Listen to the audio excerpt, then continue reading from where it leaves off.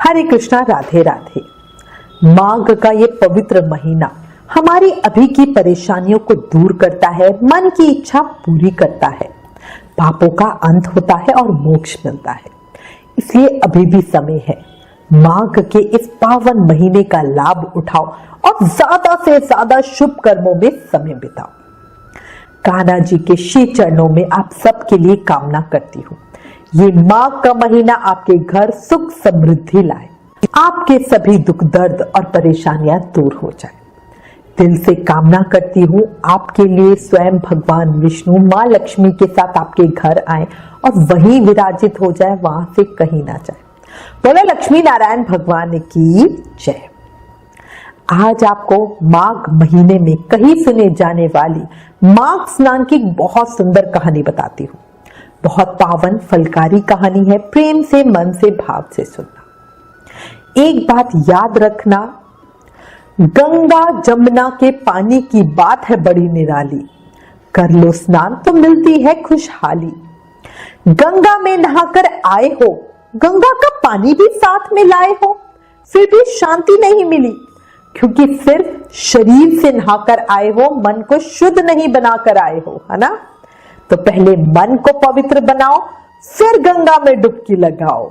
बोलो गंगा मैया की जय, यमुना मैया की जय। अब आपको इस वीडियो में माघ स्नान की बहुत ही सुंदर कहानी बताती हूँ।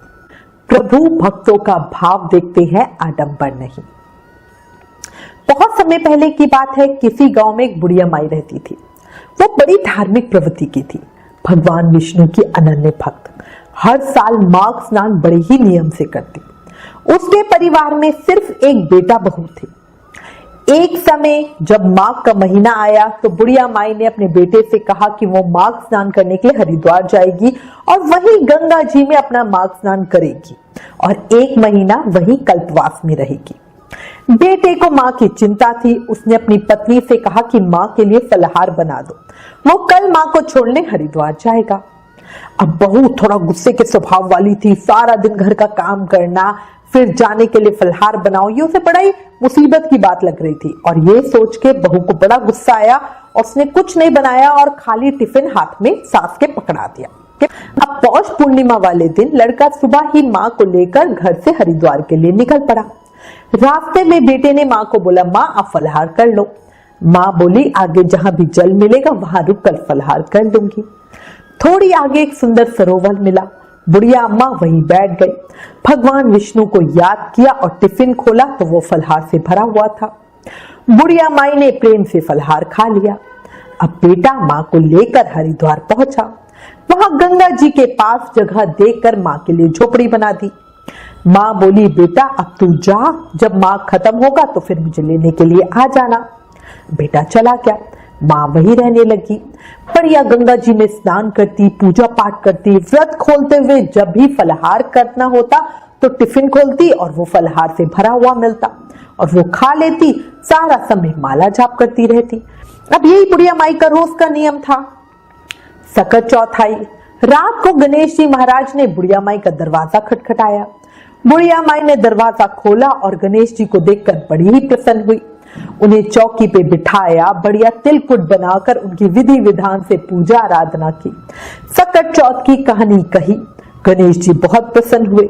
जाते हुए झोपड़ी की एक दीवार पर पैर मारा तो वो दीवार सोने की हो गई। अब बुढ़िया माई अच्छे से भक्ति करते हुए माघ स्नान व्रत कर रही थी। एकादशी का दिन आया। रात को भगवान विष्णु आए।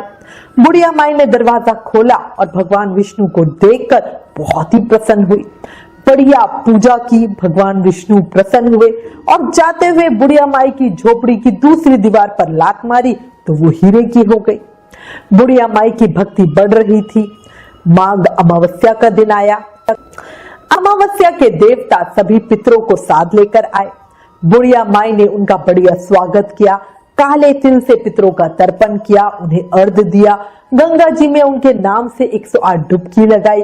अमावस्या के देव और सभी पितर बड़े प्रसन्न हुए और बुढ़िया माई को आशीर्वाद दिया और झोपड़ी की तीसरी दीवार में लात मारी तो वो भी सोने की हो गई। बढ़िया पूजा भक्ति में माघ का महीना बीता। माघ पूर्णिमा आ गई। माघ मास के देवता आए। बुढ़िया माई ने बढ़िया पूर्णिमा की पूजा की, स्नान किया, ब्राह्मणों को भोजन करवाया, दान दक्षिणा दी, दीप दान किया, रात को चंद्रमा को अर्घ देकर पूजा अर्चना की। अब ये सब देखकर माघ के देवता बड़े ही प्रसन्न हुए और बुढ़िया माई को आशीर्वाद दिया। पूरी झोपड़ी कंचन महल हो गई, धन धान्य से भर गई। बुढ़िया माई भी भक्ति के तेज से निरोगी काया और बहुत हिष्ट पुष्ट, बिल्कुल जवान सी हो गई। अब वो बुढ़िया माई वही रहते हुए तन मन धन से गरीबों की सेवा, भक्ति, भजन, कीर्तन, दान, माला जापा आदि में लगी रहती। अपने हाथों से बनाकर गरीबों को खाना खिलाती। समय बीत रहा था। उधर गांव में बेटे को अपनी मां की याद आई। उसने सोचा चलो कर मां को वापस ले आता हूं। अब वो हरिद्वार पहुंचा। सारी जगह देखा, ना झोपड़ी थी ना मां थी। उसने आसपास बैठे लोगों को पूछा, भाई माघ स्नान के लिए मैं अपनी मां को यहाँ झोपड़ी बनाकर छोड़कर गया था, किसी ने उन्हें देखा है क्या? सब ने कहा वहां एक बुढ़िया माई तो है, वो बहुत दानी और भक्तानी है। भक्ति के प्रभाव से रात ही रात में झोपड़ी से महल हो गई। अब बेटा तो बड़ा आश्चर्य में महल के अंदर गया, मां से मिला तो मां को पहचान ही नहीं पाया। मां की भक्ति की शक्ति देखकर बेटा मां के चरणों में गिर पड़ा। फिर उसने सारा सामान समेट कर बैलगाड़ी में मां को बिठाया और घर के लिए निकल पड़ा। अब वहां जब उसकी बीवी ने अपनी सासू माया की काया पलट को देखा और खूब धन धान्य देखा तो उसकी तो आंखें फटी की फटी रह गई।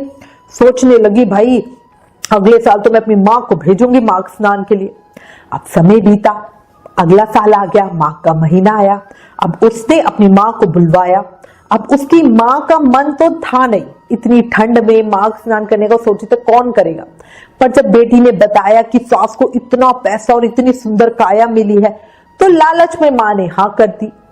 अब बेटी ने अपने पति को बोला, मेरी मां को भी हरिद्वार छोड़कर आओ, अच्छे से रहने का इंतजाम करके आना। और फिर साथ में बढ़िया ढेर सारा फलहार बना के अपनी मां को दे दिया। अब उसकी मां जमाई के साथ चल दी। जमाई सास को लेके हरिद्वार पहुंचा।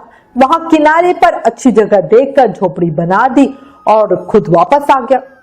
अब बहू की मां का मन तो वैसे ही स्नान दान पूजा पाठ में बिल्कुल नहीं था। ऊपर से ठंड देखकर वो तो और निढल हो गई। पूरा दिन सोती रहती, 4 टाइम खाती, जब भूख लगती तो बेटी का दिया फलहार कर लेती। उसने एक दिन भी गंगा स्नान नहीं किया, जबकि गंगा के तट पे रहती थी। वो यूं ही गंदी सड़ी सी झोपड़ी में पड़ी रहती और ठंड ठंड ठंड करती रहती।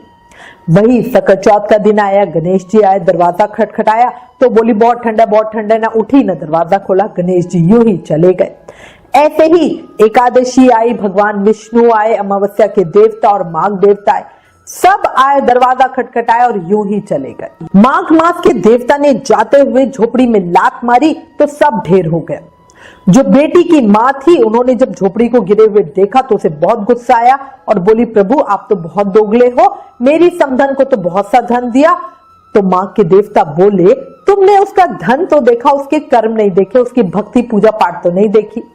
स्त्री लक्ष्मी की तरह चंचल होती है, पर हर स्त्री को चाहिए कि वो अच्छे कर्म करते रहे, अतिथि का सत्कार करे, और तुमने तो भगवान को ही अपने घर में नहीं घुसने दिया। इतना कह के मां के देवता अंतर्धान हुए और बेटी की जो मां थी वो सुअर की योनि में चली गई। अब हर समय वो गंध में पड़ी रहती और हुर्र करती रहती। उधर जैसे ही माघ का महीना खत्म हुआ, बेटी को अपनी मां की चिंता सताने लगी और वो अपने पति को बोली, अपनी मां को तो बड़ी जल्दी लेने चले गए थे, पर अभी तक मेरी मां को लाने की सुध भी नहीं है।